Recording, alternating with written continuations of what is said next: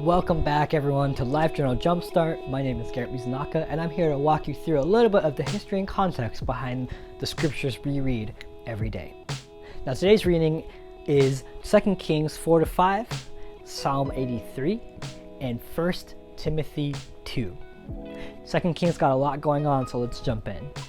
In chapters 4-5, we see Elisha. We pick up back with Elisha, but we know that previously Elisha kind of established that he's in Elijah's stead, and he kind of established what was going on, like, I'm the guy now, I'm the prophet now, and all the kings kind of recognized that.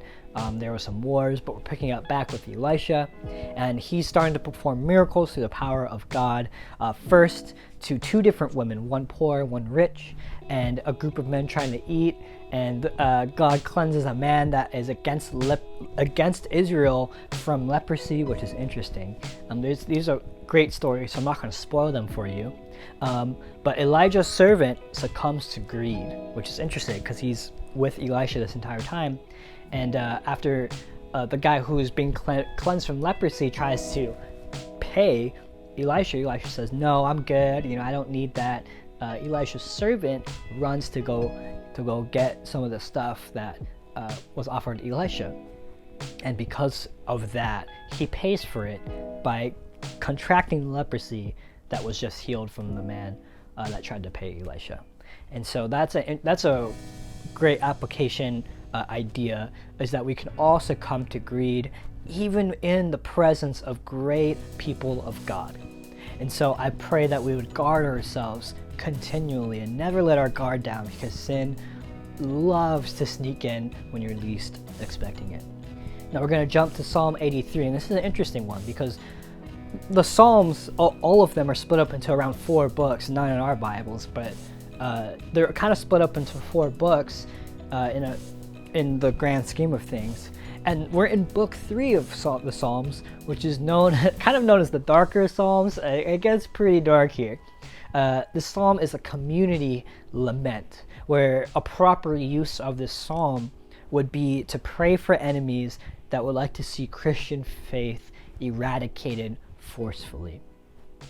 And the psalm is a practice of surrender against something that we cannot control, against something that is ravenous against who we are as Christians.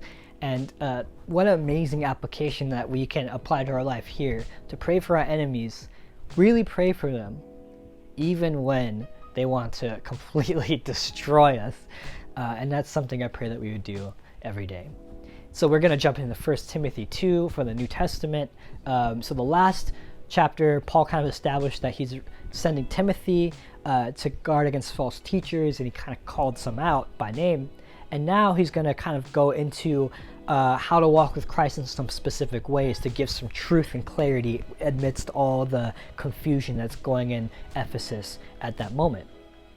So he talks about prayer in this chapter, on how to pray and what good ways to pray and who to pray for, and etc. This chapter has a controversial topic of women. However, in this specific situation, Paul is saying that the women in the church are being a bit out there. They're shouting opinions, they're creating confusion.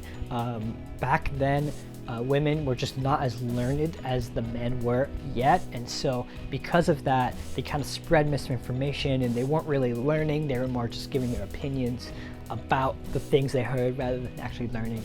And so Paul's just kind of laying down, it's like, hey, everyone's got to pay attention. Everyone's got to not talk when someone's talking, but we all got to learn together. And that's what's going on in this chapter. And so there's so many amazing applications out of these chapters, and I pray that this question would be on our hearts and our minds.